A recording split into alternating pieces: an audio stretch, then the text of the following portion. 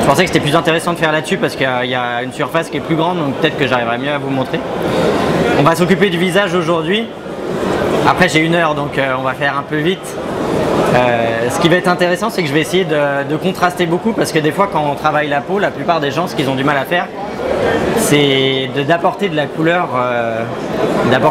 en fait sur le visage, éviter qu'il devienne vite blanc ou qu'il ait un peu le côté crayeux pour vraiment faire ressortir certaines choses. Au niveau du visage, en général on distingue 3 zones, donc il y a la zone du front qui a une tendance à être un peu plus jaune. Après il y a la zone centrale, donc tout ce qui est pommettes, nez, qui va être plus dans des tons rouges.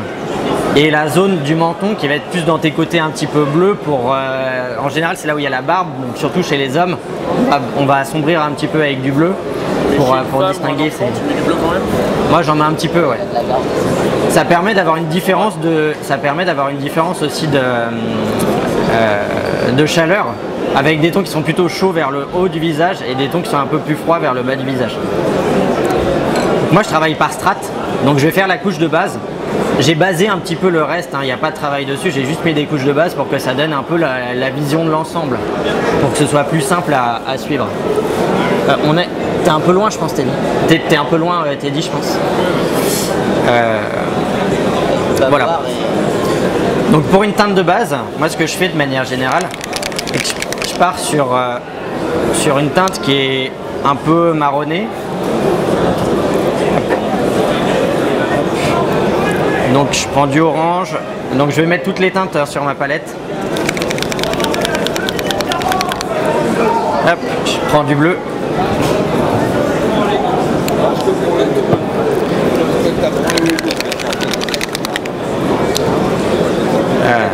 Du magenta.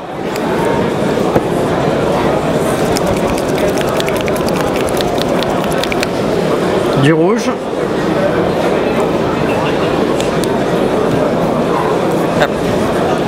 Je vais aussi mettre un peu des tons que je vais utiliser de manière occasionnelle comme ça, qui sont un peu plus des tons intermédiaires. Je m'en servirai pour faire les éclaircissements.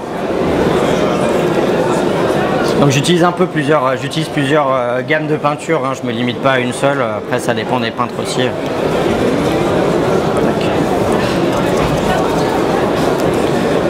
Hop. Donc là je vais partir sur ma couche de base. Donc moi je pars sur ma couche, on va considérer presque la plus sombre.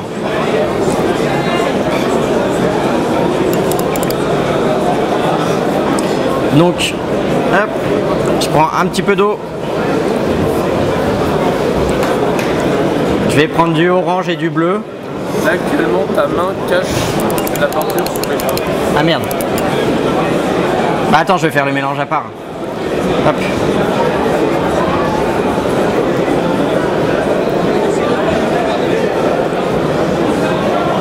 Bon, j'ai mis un peu trop de bleu, donc je remets du orange. Normalement faut pas faire ça. Hop, je mets un peu de violet aussi. Un peu de magenta. Et un petit peu de teinte chair que j'ai déjà de base. C'est juste pour avoir une teinte chair un peu classique, un peu universelle. Après on peut partir sur des choses qui sont un petit peu plus rouges ou un petit peu plus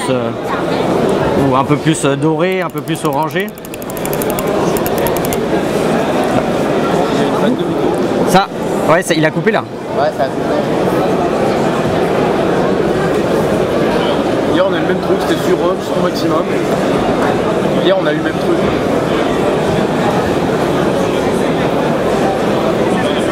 Ouais vas-y, non, ça parle pas.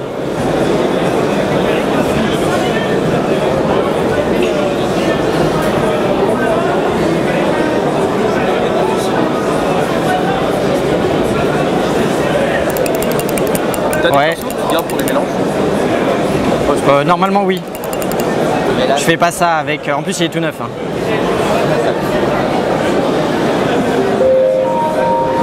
Oui, allô. Ça marche là. Ah, on est à l'aéroport. Donc ça c'est ma teinte de base. Donc je vais mettre un petit peu plus de orange pour la teinte du haut, un petit peu plus de bleu pour tout ce qui va être partie basse du visage. Hop.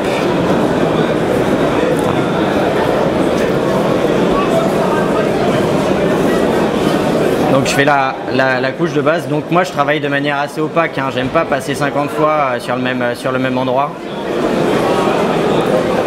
On va faire assez vite, hein. Hop.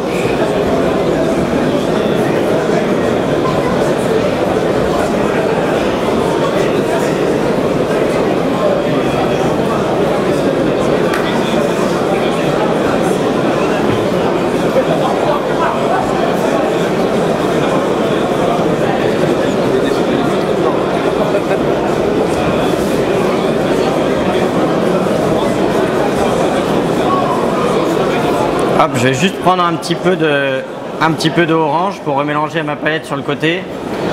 Et c'est une teinte qui est légèrement, mais vraiment légèrement différente que je vais appliquer sur le haut.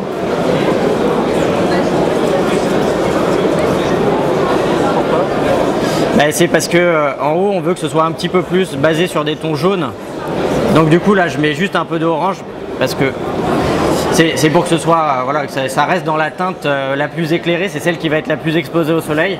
Donc de manière générale, on met un petit peu plus de jaune dedans.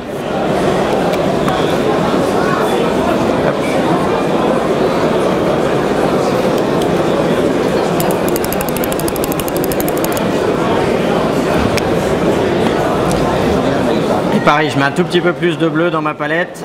Hop. Donc ça va désaturer un petit peu la couleur, hein, le fait de mettre du bleu, sachant que la teinte générale est rouge-orangé, ça va désaturer un peu la peinture. Et là on va s'occuper de toute la partie basse. Hop.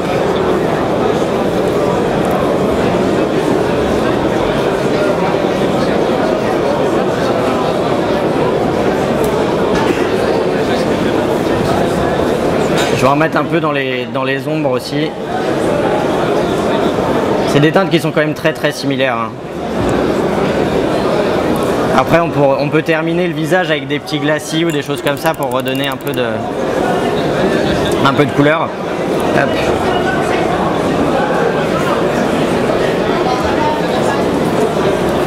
Maintenant on met un coup de sèche-cheveux.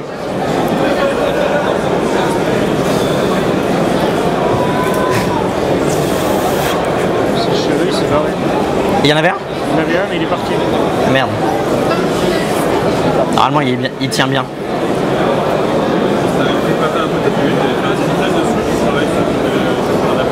J'avais fait une bombe de noir, bombe de blanc, en zénithal le blanc. Et pourquoi du coup vu que tu es très opaque, ça change pas grand chose? Non, mais c'est plus facile pour vous de le visualiser. Des fois je travaille que sur la sous-couche noire, donc ça dépend de ce que je veux faire. Ouais. T'as pas de préférence? Maintenant je travaille plus avec le noir. Parce que ça me perd. J'ai une tendance dans mes peintures, je trouve, à être trop éclairé, enfin avoir des teintes trop claires à l'arrivée, donc c'est pour ça que je mets la sous-couche noire pour essayer d'atténuer un peu le travail que je trouve qui est trop clair dans ce que je fais, quoi.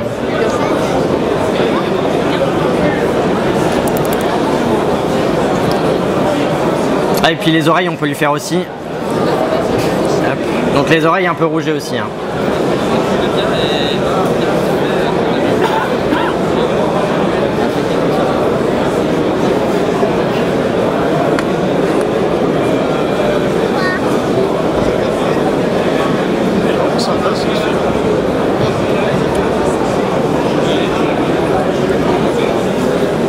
Voilà, donc là ma couche de base.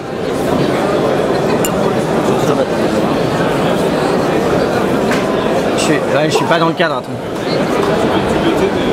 Ah ouais? Oui. Donc ma couche de base elle est faite. Donc ce que je vais faire maintenant, c'est que je vais monter progressivement mes lumières. Je vais laisser les zones qui seront les plus sombres, donc tout ce qui est creux et le bas des volumes de ma figurine. Je vais progressivement les faire disparaître en fait, enfin les laisser, pardon, les laisser dans la couleur que j'ai fait actuellement, et je vais mettre de la couleur que sur les zones les plus claires de ma figurine. Et je vais passer couche par couche comme ça pour monter les lumières dans les endroits que je veux mettre en valeur. Donc les endroits qu'on veut mettre en valeur sur une peau et sur un visage en particulier, c'est le front de la figurine, l'arête du nez, les pommettes de manière générale, et le menton principalement, des fois les commissures des lèvres aussi. Ça c'est les zones où vraiment je vais essayer de mettre une lumière qui sera presque maximale. Donc là avec ma teinte de base je vais faire une teinte intermédiaire, donc je vais prendre une teinte chair intermédiaire, ça, et je vais la mélanger à ma teinte de base.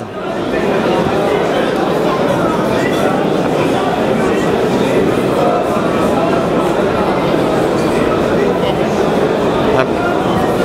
Là j'obtiens une teinte de chair qui est intermédiaire. Alors vous n'êtes pas obligé de mélanger comme ça, si vous voulez simplifier, il y en a dans les pots de peinture, c'est sensiblement la même chose. Hein. Si je prends mon pot là, voilà, c'est à peu près la même teinte. Celle-ci, celle que j'ai faite, elle est légèrement plus rouge. Parce que c'est un hobbit apparemment le monsieur, donc... Hop. Donc je vais appliquer ma deuxième couche sur presque tous les volumes. Je vais laisser vraiment très peu de zone d'ombre.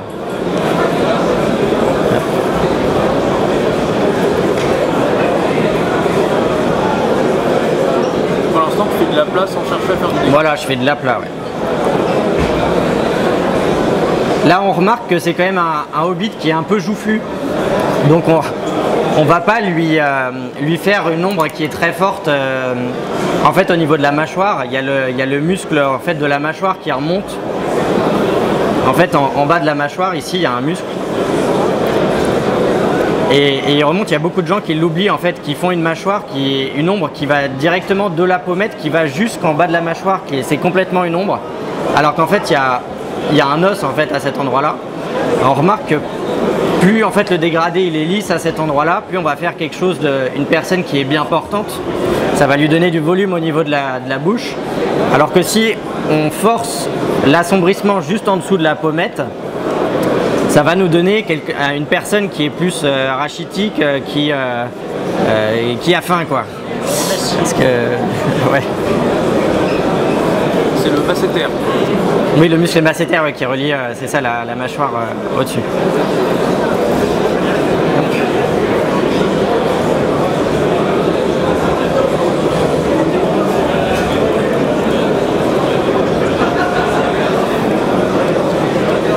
Donc là je fais, c'est un layering, hein. J'applique la peinture vraiment.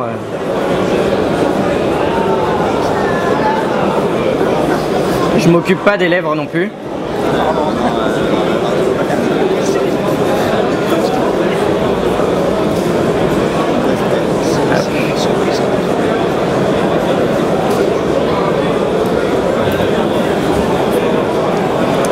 Ne pas délaisser aussi la zone sur le côté du nez. Alors là il y a encore de la peinture d'avant qui est pas sèche, donc je peux pas vraiment passer. Mais c'est pareil, on a vu sur des figurines qu'il y a des zones, en fait le flanc du nez qui est dans l'ombre. Alors qu'en fin de compte c'est quand même une zone qu'il faut dégrader, c'est pas complètement dans l'ombre la zone sur le bord du nez. On note aussi, on relève un peu les narines de la figurine. On fait pareil de l'autre côté. Je vais faire un visage symétrique, hein. Je vais pas mettre une lumière principale vraiment d'un côté. Parce que sinon tu te poserais dès ce moment-là? Ouais. Sinon j'aurais fait directement dès ma couche de base, j'aurais mis une couche plus sombre d'un côté et une couche plus claire de l'autre.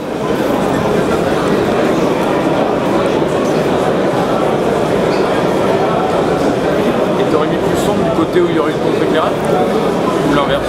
Ah bah j'aurais mis plus clair du côté où il y a la lumière.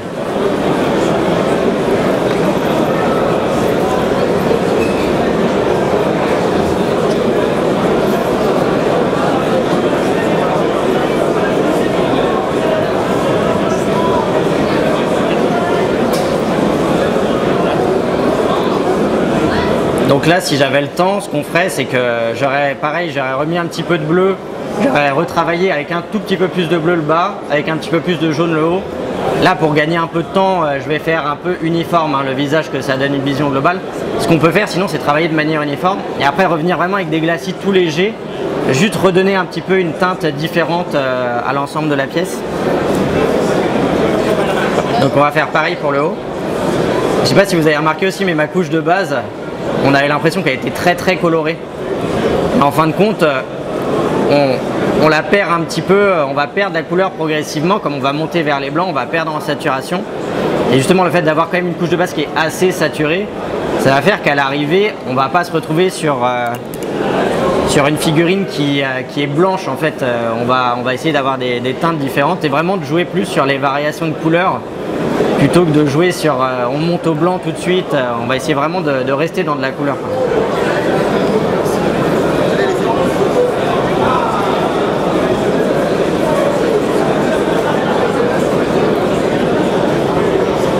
Donc là, on ne s'occupe pas des volumes secondaires. En fait, je m'occupe vraiment que des gros volumes de la pièce. Donc tout ce qui est joue à côté des yeux, juste au-dessus de l'œil, ça on laisse comme ombre. Mais tous les petits volumes, donc tout ce qui est rides ou les choses comme ça, pour le moment, je les ignore complètement en fait. Je fais comme si elles n'existaient pas. Et pareil, du coup, je vais remettre un petit peu de lumière au niveau de la mâchoire de ma pièce.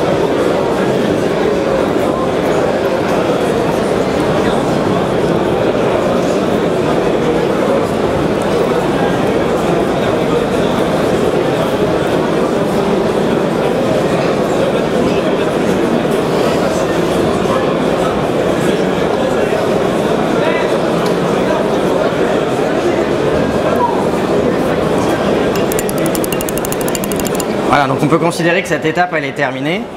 Je vais rentrer un petit peu plus dans le détail là. Donc c'est pareil, on va se refaire une teinte un petit peu plus claire et on va retravailler encore les lumières en délaissant d'autres zones d'ombre. Donc là j'ai laissé en gros un petit peu en dessous au niveau des joues, en dessous de la lèvre, en dessous du nez et après tout le reste presque c'est éclairé. Au niveau de l'œil aussi un petit peu d'ombre. Ça permet d'avoir une hiérarchisation en fait des lumières, d'avoir vraiment des zones qui sont traitées différemment.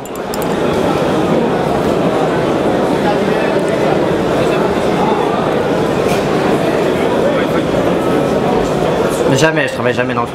Enfin, pour certaines choses, mais pas pour les visages en tout cas. Pas pour la peau.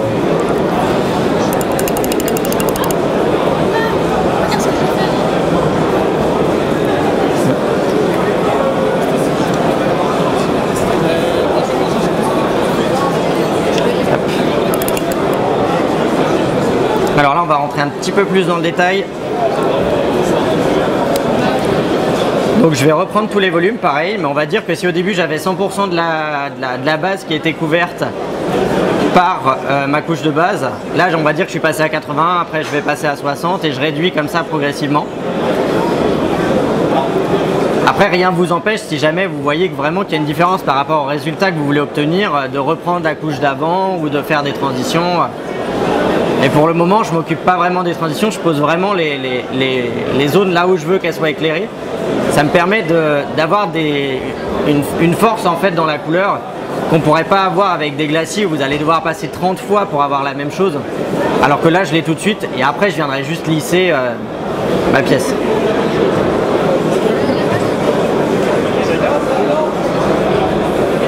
Alors le pinceau il est neuf, mais il y a un truc qui va pas au bout là.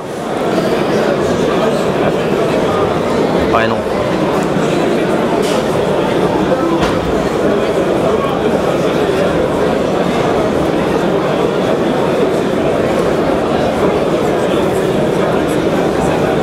Donc là, toute la zone centrale du visage, c'est quand même quelque chose qui va être éclairé. Hein. C'est vraiment ce qu'on veut. On veut se concentrer sur la partie avec les yeux et sur le haut du visage.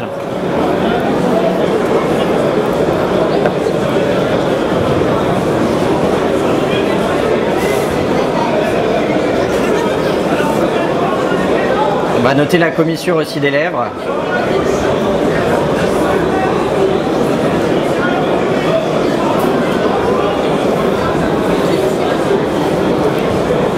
Pareil, là il a un visage un petit peu comme s'il était surpris, donc en fait la zone qui est au-dessus de l'œil, elle n'est pas trop en profondeur, donc on va quand même l'éclairer aussi.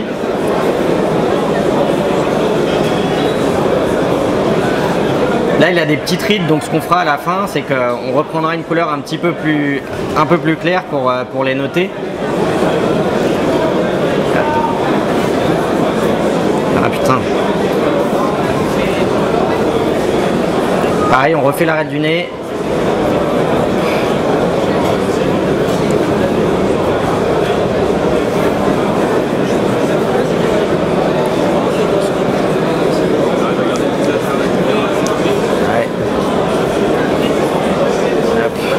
T'arrives à voir là? Ok.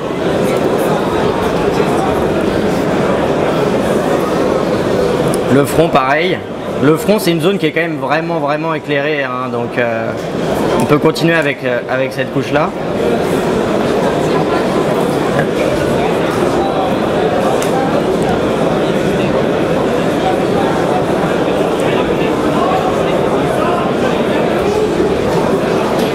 En fait je laisse juste vraiment une petite zone de ma couche d'avant transparaître.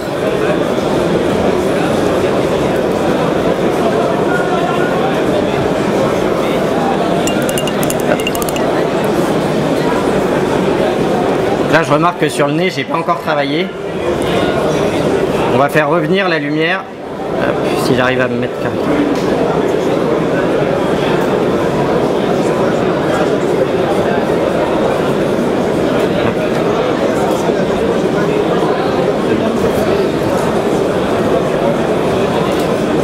Et il y a vraiment pareil dans l'angle au niveau de l'œil, là il y a vraiment une lumière qu'on peut mettre très forte. Ça met vraiment en valeur le regard.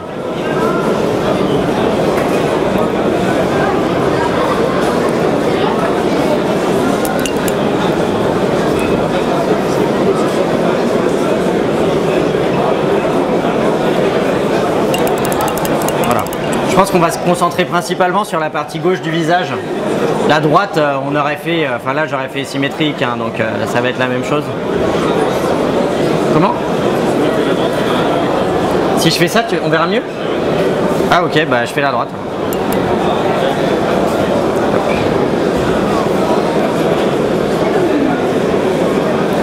Donc même chose à droite. Je remets en valeur la narine.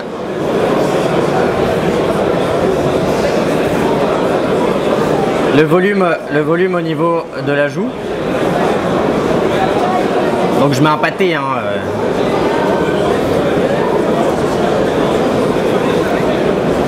Là c'est pas la peine d'être très propre, hein. Ce qu'on veut c'est vraiment se donner une idée globale du rendu final qu'on veut, hein. On viendra lisser après.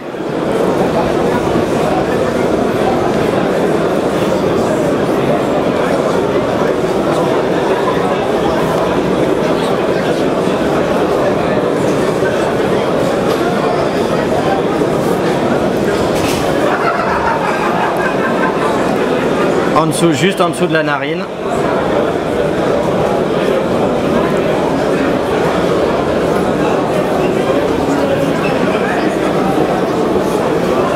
Au niveau de la commissure des lèvres.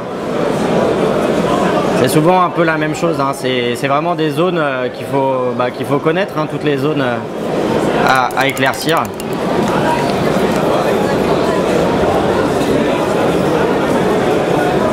En fait, on retravaille vraiment chaque volume à chaque fois, hein.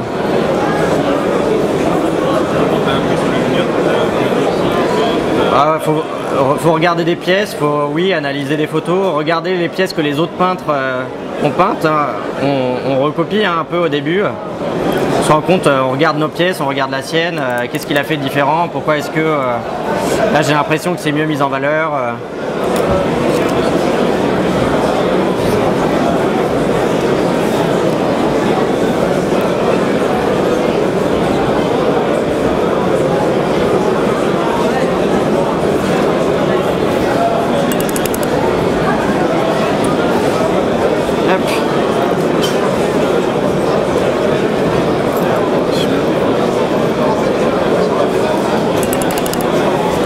Voilà, une étape de plus.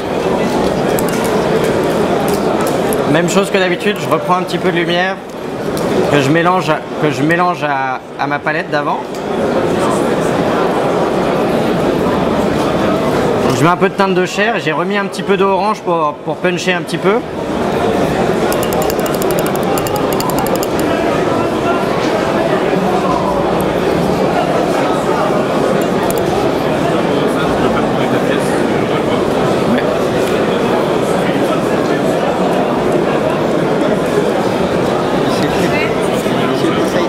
Ouais.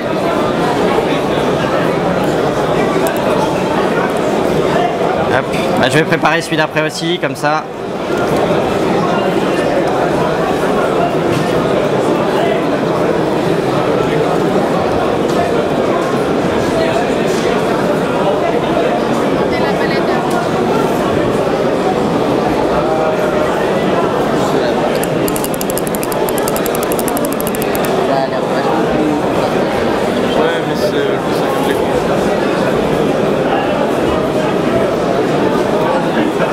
c'est sûr, c'est la mélange de sa première couleur. À un moment donné, il a pris du violet, il l'a dit. Mais pour moi, Alexis, c'est la même couleur. Quasiment. Si jamais tu as un scalpel et j'ai regardé sur sa palette, ou une lame que je puisse couper parce qu'en fait il y a un poil qui dépasse, c'est hyper chiant. Tu prépares toutes les teintes à l'avance, comme ça là? Ou tu vas au fur et à mesure? Oui. Oui, je prépare à l'avance. Ouais. Ou à peu près à l'avance. Des fois je remélange pendant, mais merci. Ah, faut pas se rater. Sinon, on va le faire.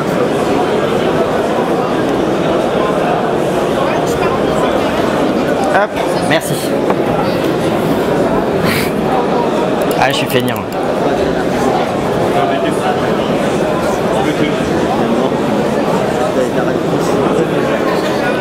Des questions? Est-ce que les gens ont des questions? Ah. Hop. Allez, je fais l'étape suivante. Pareil, je réduis un petit peu la zone.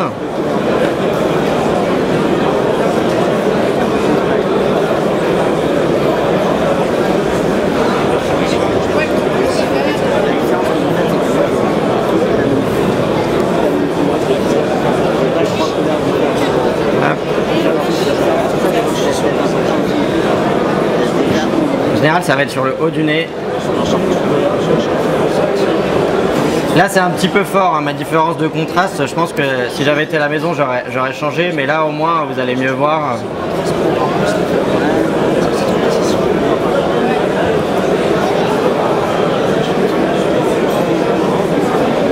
Donc là, toute la partie vraiment au niveau de la pommette, c'est vraiment ce qu'on veut mettre en valeur.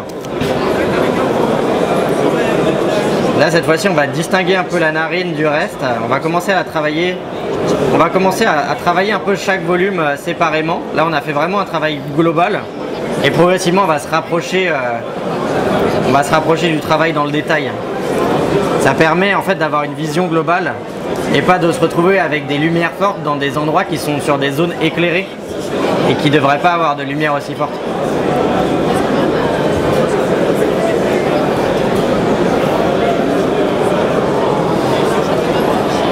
Le front aussi, front c'est toujours quelque chose qui prend beaucoup la lumière.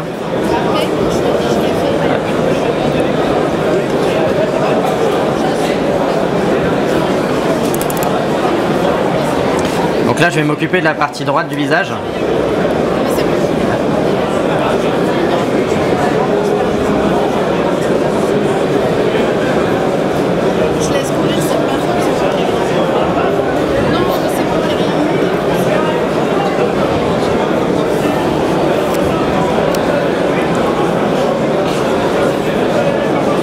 Quand vous travaillez les volumes, il faut toujours faire avec vos pinceaux, enfin la majorité du temps, des mouvements qui sont dans le sens contraire du volume. C'est-à-dire que si vous avez un volume vertical, par exemple le biceps avec des stries musculaires qui sont du haut du bras vers le bas du bras, vous allez travailler votre muscle dans l'autre sens pour donner du volume en fait.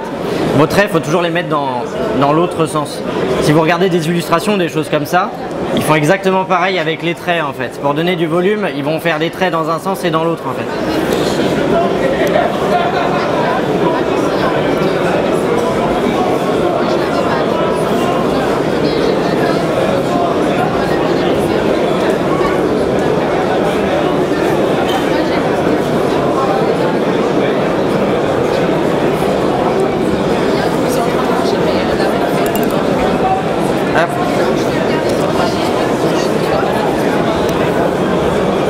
Là je vais retravailler un petit peu le haut au-dessus de l'œil parce que ça me plaît pas trop.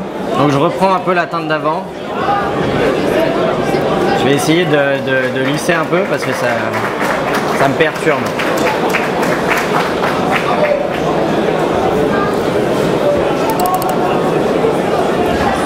Voilà. Hop. Donc voilà ce que ça donne. Je vais faire l'étape d'après puis après je le ferai circuler.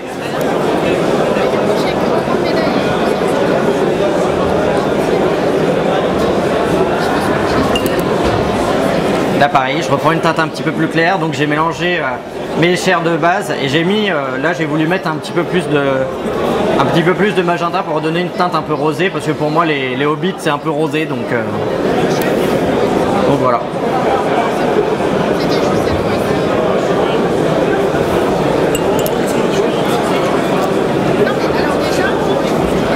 Hop, donc on refait pareil. Je vais mettre la lumière maximale au niveau du haut de la pommette.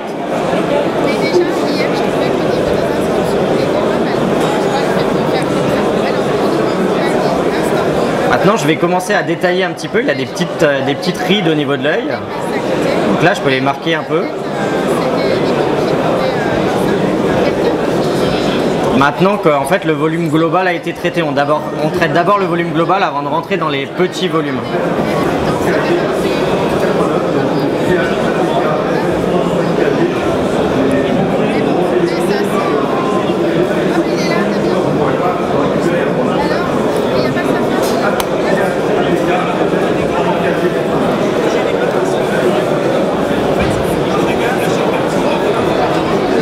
Donc je reprends un peu le front.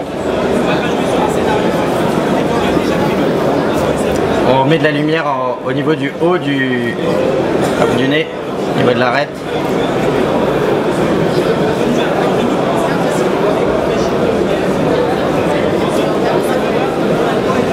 Et à l'intérieur, pareil, au niveau de l'angle de l'œil. Là, j'ai repris une teinte intermédiaire pour lisser un peu.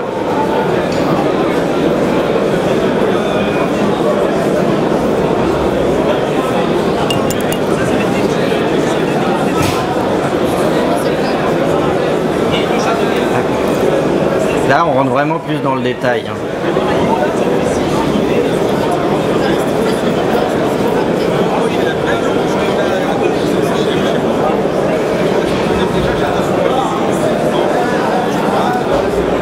Je reprends une teinte intermédiaire. Là, je commence un peu mon travail de lissage. Comme j'ai tout sur ma palette, ça me permet de retravailler. Je reprends directement les teintes qui m'intéressent pour lisser un petit peu, parce qu'il y a des zones qui sont un peu fortes. Pareil, ici, il y a une zone où je trouve que j'ai perdu l'ombre. Donc j'ai ma teinte de base, je la reprends et je vais redéfinir l'ombre. Si je dépasse un peu sur l'autre, c'est pas grave, de toute façon j'ai tout sur place.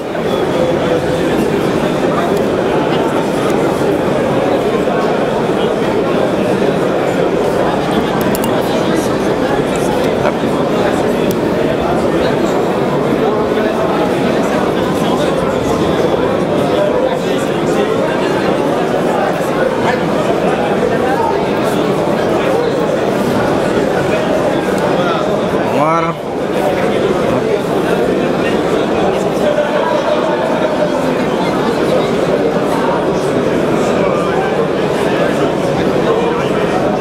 Là, je pense que l'ombre elle est un peu forte, hein. Comme il est un peu joufflu, j'aurais diminué un petit peu l'ombre là. Pour le moment, on va la laisser, c'est pas très grave. On va se concentrer sur les derniers éclaircis. Je vais la faire passer.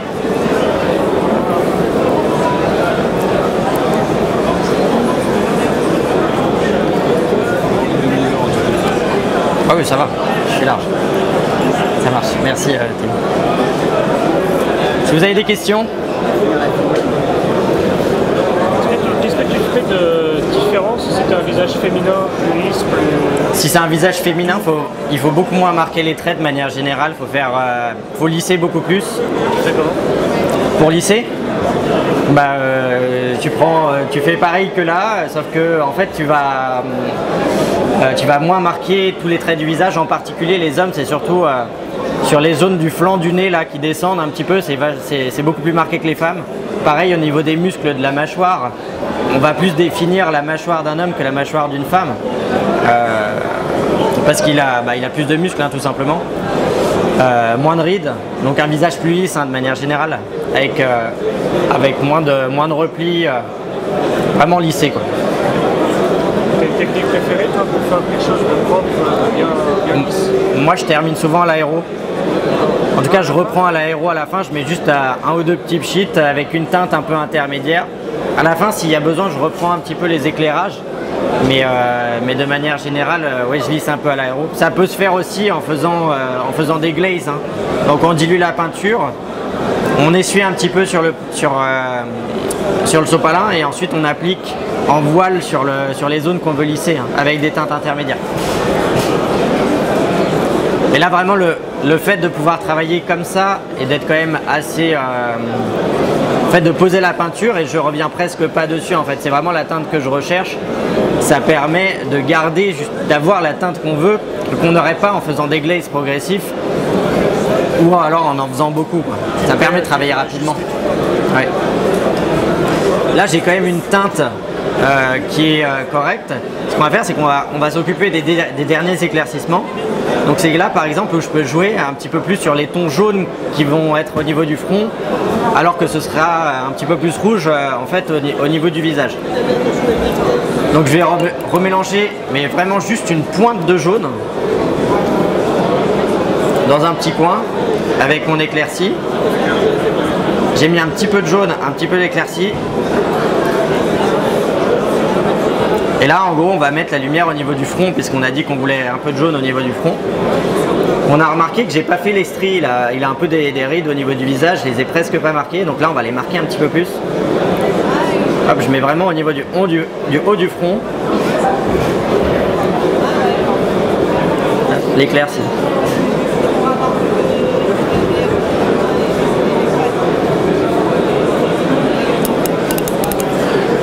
Là j'ai fait une lumière qui venait de la droite. Tant qu'à faire, comme je fais la visage à droite. On va lui remettre un petit